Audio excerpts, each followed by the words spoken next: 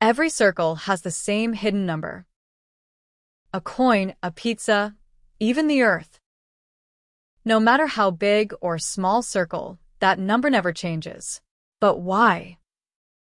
Let's start with a circle. The blue boundary around the circle is called the circumference.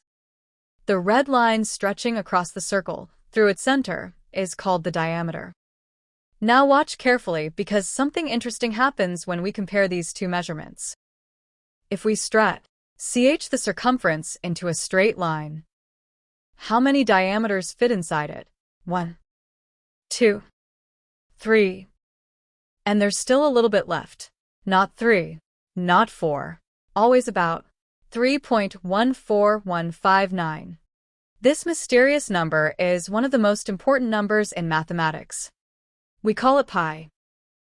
Pi is the same number hidden inside every circle. It is defined as the circumference divided by the diameter. And no matter how large or small the circle is, that ratio never changes.